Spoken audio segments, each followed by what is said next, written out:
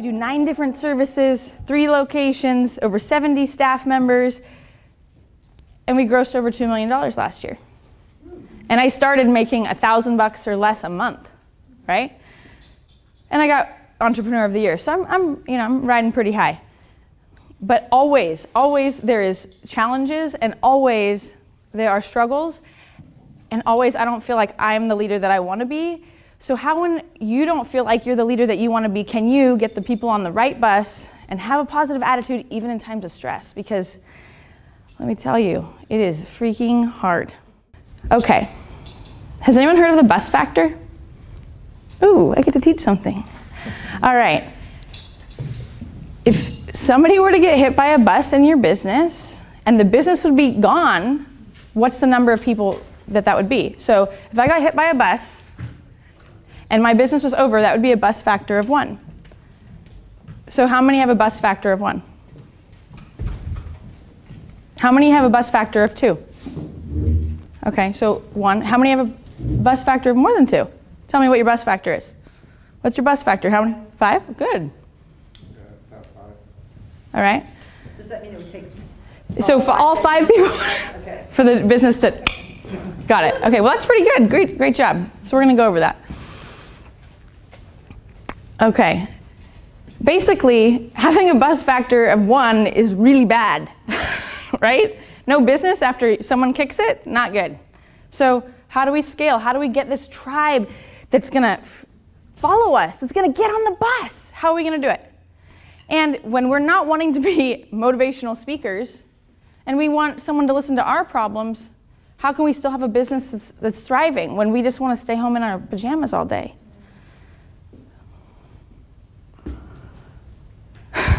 Who can relate to this slide? Like you're sinking in paperwork, or it's never ending, being an entrepreneur. It's just like, work is never done, right? Who can relate? Work is never done? Can you turn it off? Who's really good at turning it off? Really? Kind of. How many people have their cell phone here? Raise your hand. How many people have looked at it today? So this is a workshop on personal development and leadership, and you're looking at your cell phones, guys. This is the mom stare. I did it about 10 times. My business is local, so that makes it even harder because I could even drive to work to fix something. But I need my tribe, I need my team, I need someone else to help me so that I can build the business, right? So I can share the vision, because who's better at that than you? The entrepreneurs, the believers, the dreamers. That's what you guys do best, right? But I need all these people. I need to get people on my bus, and I need to have them with me if I'm going to be the driver on the bus, and they need to be freaking singing my song. So how do we do that? Because my belief has been, and maybe you can relate, is if I don't do it, who's going to? Someone today, I don't remember who it was like, I'm into being in control. I'm into being in control because it's my brand. And if I'm not doing it, then who is going to? And how can I trust that you're gonna know my brand well enough? I gotta do it. Well, that thinking is gonna what? What's that thinking gonna do? Make you lose your hair because you're so stressed out because you can't sleep. And how do you scale that if I don't do it, no one will? How are we gonna scale that? You can't. But it does get easier. I bring this up because we have to hire. We're talking about building our tribe, so we have to hire people. And there's fixed mindset around this, or there can be. So I'll use myself as an example because I am a pretty good one. I run a wellness business, and I need to hire practitioners, massage therapists. I went to massage school so I could be a massage therapist in the event someone wouldn't show up. I need to hire receptionists. So if I get one receptionist, my life's gonna be so much better. You know why? Because then I don't have to teach that job anymore, and I'm just gonna be freaking thrilled, and I can go and teach my brand. But that's a fixed mindset, because guess what? If I don't hire a fixed mindset, someone who's like stoked to be the receptionist and just stoked to be the status quo, what's gonna happen? If I don't hire a fixed mindset person, they're going to leave because they're gonna grow and evolve if they're not a fixed mindset. So fixed mindset, if you don't know what a fixed mindset is someone who's pretty much like stoked with the status quo and is stoked to just be content with being average, normal, okay to go to job, punch in, punch out. Raise your hand if that's the kind of person you want to work for you. No.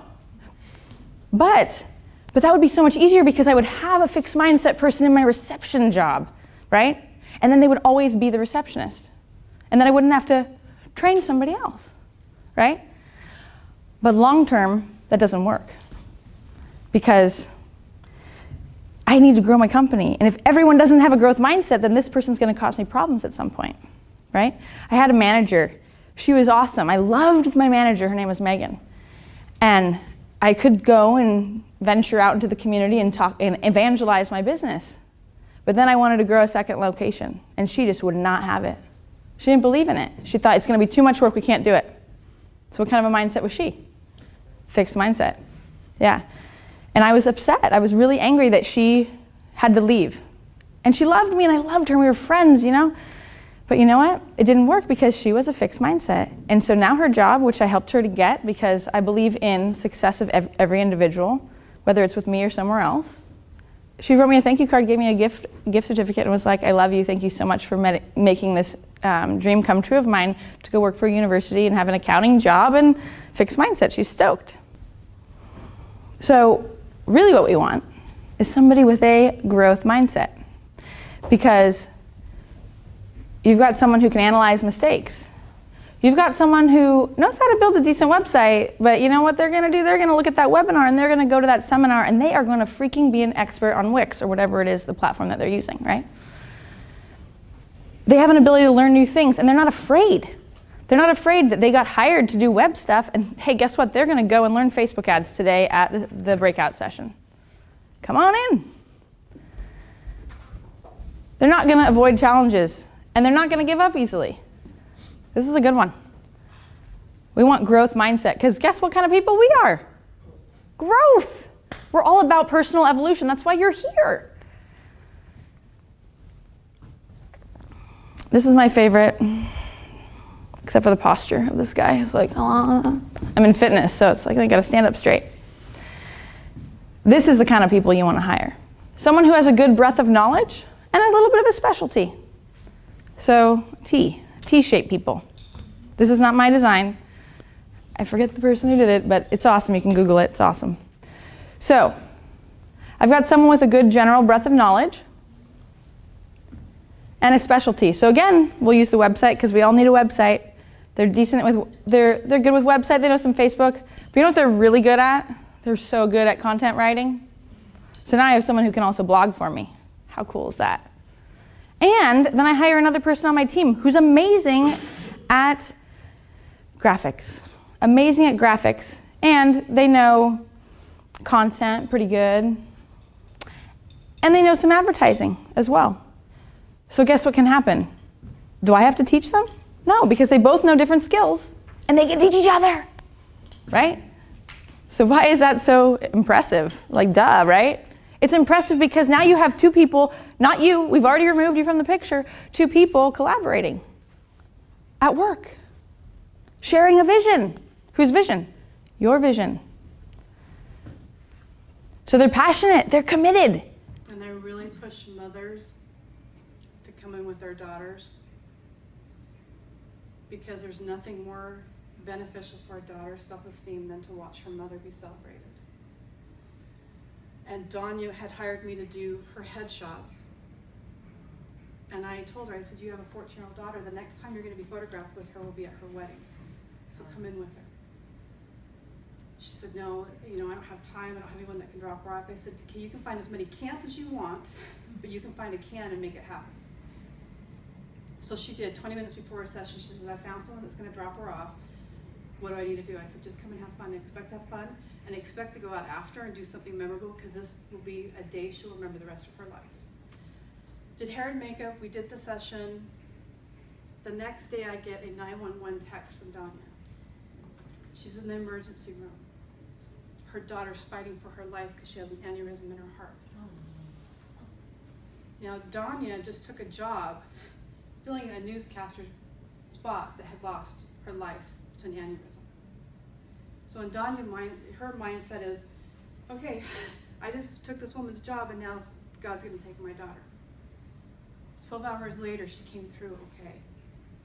But she said, and I sent her that photo right then. I was like, I don't normally send digital files. I believe you should have your portraits in your hands, not on your phone. But I sent her a digital file to get her through that 12 hours. And she's like, thank you for pushing me to do that. And then I reminded her why I pushed her to do that, because I only have one photo with my mother and she has a dish towel on her head. So if you have children, get out of your own way and create something that will outlive you and give them something they can hold on to and be celebrated. How great would it be if you have kids and they see you walk up to the mirror and say, I look beautiful today. I look perfect today and I am smart. What would that do to our kids? Where would their self-worth start?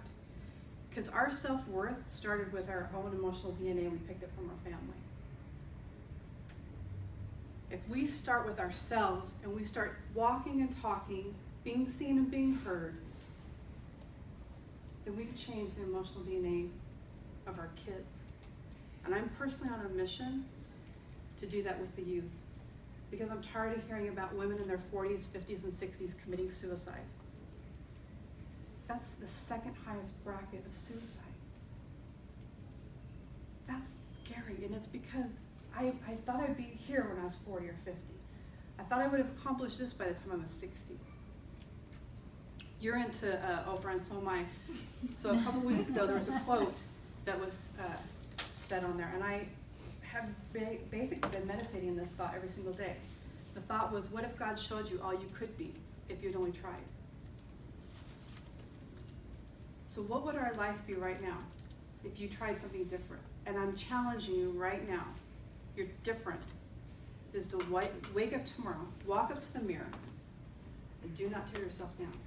Even if you're the only one in the room, because it starts with you, and it's not too late. You can be 50 and do this. You can be 20 and do this. And I'm looking at you guys in the back. You guys can do this now and change the landscape of your future. Change the emotional DNA, because this is all stuff we've learned.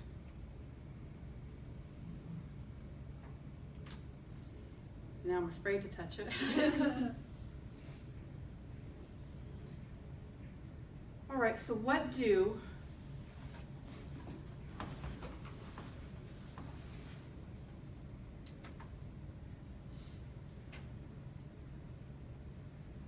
all of these names have in common? And I really want you to put your name up there. They have the same 24 hours you have. Oprah's day doesn't start any different than mine. She starts with an alarm clock. She has a choice to hit snooze or to get out of bed. She has a choice how she's going to talk to herself, her assistant, what she's going to do. J.K. Rowling's, Brene Brown, they all have the same 24 hours we have. The only thing that's stopping us from being on this list is who's looking in the mirror. You're blocking yourself. You're stopping yourself. I'm speaking this because I've done it 100 times over. And then when I get mad that I'm not going in the direction I want to go, I have to go, okay, who's accountable? Because I've all heard, you point your finger in the room, but you got three pointing back at you, right? I'm the one accountable to get here. Because of my mindset, whatever I focus on, I became. If I become my fears and my doubts, I become my self-worth, and I'm here.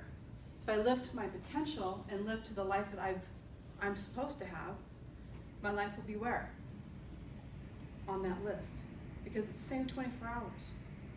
It's what you do in those 24 hours. Life is happening for you and not to you. And that's one of my favorite sayings I've ever heard someone say. Because every time I look at something tragic in my life, losing my father, turn my back on God, but it was turning my back towards God and actually finding him in my life that landed me in front of my first studio space in Denver. Because I was mad at God that day. I went for a long bike ride. It was supposed to be a 5-mile bike ride. It ended up being 25 miles because every way back was detoured and got me further into the city. So I'm cussing and swearing and yelling at God the whole way back. And as I'm going, I pass this building in the perfect location of Denver. Brown paper over the windows. With a little for rent sign. Took me a week to secure that space, but that pushed me in the direction I wanted to go. That was my first studio space that was dedicated just to serve women. And then a year later, I did it again, had a second location. Right before I moved out to California, I lost my mother. And I was devastated and depressed and thought, okay, now what? I lost my best friend. Started having dreams about her. Came out to California to visit my friend, and next thing I know, I'm packing up a U-Haul and moving out here. Have no idea where I'm gonna live or a studio space, but it was there, because I saw it in my head, and it was there. So whatever you focus on and wherever you take your mindset to is so true. We hear it over and over. I can't tell you how true it is, though. It's what you focus on, who you surround yourself with. Do you surround yourself with wet towels? Do you guys know what I mean by a wet towel? You throw a wet towel down on a table, you gotta pick it up, what's left? The wet is now bigger, right? It's spread out, and its residues behind. When you surround yourself with people like that are negative, they're like a wet towel on you. They can leave, but you're still wet from their negative energy. So surround yourself with the tribe that's gonna rise you up, that's gonna help you get to where you need to be. Your abundance is at hand, and it really is all around you. And you know what's great about that? There's no permission required. You do not need to ask for permission to have this. It's for you right now. 1, a leader. And we have a room full of leaders. 2, a launch. So let's start the countdown. 17,500 miles per hour. Coming off of 7.5 million pounds of thrust, with so much vibration under your seat that it forces you to close your eyes. So you never actually see your first launch. You feel it. It has been less than 10 minutes. You are currently 250 miles above the Earth, going 17,500 miles per hour on your way to Mach 25. And as you take off your seatbelt, suddenly you find you're floating. The first word out of your mouth is, whoa. Guess what the second word out of your mouth is? Whoa. I tell you, this is when it gets real. This is what space is all about. And I tell you, for me, I look every day, wake up thinking, so how does one get from 0 miles per hour to 17,500 miles per hour on your way to cruise control at Mach 25? Well, for me, it started at the top of an old oak tree. One hot summer night, July 1969. I was going to bust the world record for hide-and-go-seek hiding. Friends, family, kids, neighbors, everybody. 3 hours looking for everyone. They found everyone, but they can't find me because everyone's looking east and west. Nobody is thinking to look north or south. Okay, my brother was thinking south because that's just because he thinks I crawled out from under a rock. But nobody is looking north, and I'm at the top of this old oak tree talking to the man on the moon, counting the stars, when all of a sudden, out of the darkness, I hear a voice calling my name, Yvonne. Yvonne, Yvonne, and I'm like, this is it. This is my destiny. Finally found me. I'm ready to take that next giant leap. Until I started to recognize, wait, that voice sounds familiar. Yep, sure enough, it was my dad calling me to come down out of the tree. Inside, there went the record. And he's silently pointing to this old rabbit-eared TV, gray, grainy image. And he says, that's man walking on the moon. Oh my God. You can imagine the first thing I did was run back outside because I had just been talking to that man on the moon, right? And I looked and I looked and I looked because I wanted to see him, right? And guess what I saw? Nothing. So I figured I missed him. Ran back out inside, expected to see the TV just cleared out, but no, he's still there walking on the moon. So what I do, run back outside, look for the man on the moon. Guess what I saw? Okay, folks, we can do this all night long. Nothing. I never saw anything. You can't. It's too far away. No, I never saw anything. But it didn't matter because at that moment, my dreams took wings. And I knew then that the only thing that I wanted to see as I think about human walking on the moon was to one day see my footprint on the moon. So fast forward. Undergraduate biochemistry, San Francisco State University, on to the University of Washington School of Medicine on an Air Force scholarship, paid back my time as a flight surgeon. 15 years into yanking and baking in a wide variety of high-performance aircraft, F-111s, F-15s, F-16s, F-18s, air-to-air refuelers, heavies, helicopters, anything going to altitude, medevacs, you name it, I wanted to be on it. Yet after about 15 years, I began to realize that those jets never seemed to go quite fast enough, nor quite high enough. I knew then that the only way to get there was to go up. And at that time, the only way was a space shuttle. Oh my gosh, the space shuttle. If I could put poetry to motion, I would call it the space shuttle with its space transportation systems. Since retired, but still, we have new, evolving space transportation systems that will take us out of low Earth orbit, which through public and private partnerships, we intend to turn over as a nation, as a globe, strategically to industry and industrialization so that we can take a lot of the innovations, bring it back to Earth to benefit ourselves. So it's moving us out of low Earth orbit where we can become unleashed. Now we can go on, push frontiers deep into space on our amazing journey to Mars. Yes, folks, to Mars. 2035. We are going to Mars. We were going direct to Mars, but now we're going by way of lunar. Yep, we are going back to the moon. 2024. But in closing, what I'd really like to leave you with is think about it.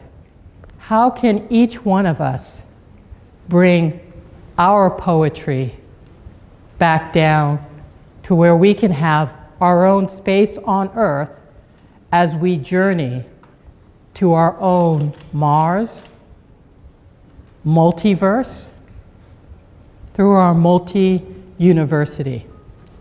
How can we do it? Well, it's simple. You just start with the impossible. How is that? Well, think about it. If you break down the word impossible, what do you get? You get I am possible. And with knowing that, possibility is endless. Thank you. Oh, yes, that's the Pivot event, September 28th. And we're going to see some amazing global women leaders come together and actually have this conversation and curate some of these opportunities and solutions, but most importantly, to come together and network and use the strength of our resources to continue to elevate and advance the diverse skill sets that women bring to the conversation. I would love to invite you to a very exciting Women in Leadership event that's coming up that I'll be speaking at. It's called Pivot to Your Purpose, and it'll be in Santa Cruz, right here in California. And it's going to be amazing. Women in conversation and collaboration. Hope to see you there.